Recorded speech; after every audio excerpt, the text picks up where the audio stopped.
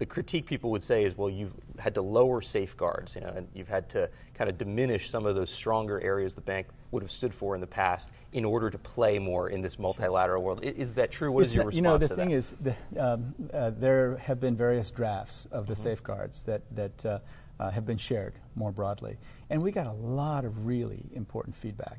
And so, you know, my admonition to our board and to our team is that we want to be back in the lead. We want to be at the very cutting edge of these safeguards. And so, lots of these things have not yet been decided. I mean, there are a lot of conclusions that people have made from looking at drafts. But what's happened is that we've had the longest, most extensive consultation process that we've ever had, and then we're going to go back and take in those recommendations. We can't do all of them. We can't make new safeguards for every group that insists that we need a new safeguard.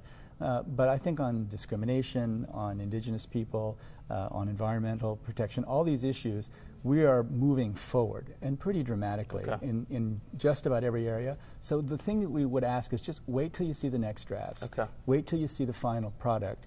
There will still be people who are unhappy, but the thing that we have to remember is that on these issues, there are people who are unhappy on both sides of every issue.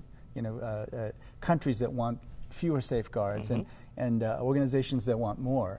And so this is, again, Raj, this is the problem of multilateralism. I've got 188 member countries. All of the conflicts in the world exist on my board, right? And what we're trying to do is find a path forward that sometimes feels like threading a needle. But, for me, an advantage of having the board here with me is that they become friends, and they work together to try to find a path forward that people are the least unhappy with on both sides of questions. And I think the NGO community gets that. And so if they were here in this interview, they would be saying, well, that's why we're going to double our efforts to push Jim and push the bank to do more on this, because we realize the world we're in. That there are countries and there are actors that have more influence than before that don't share this vision around safeguards that the bank traditionally has.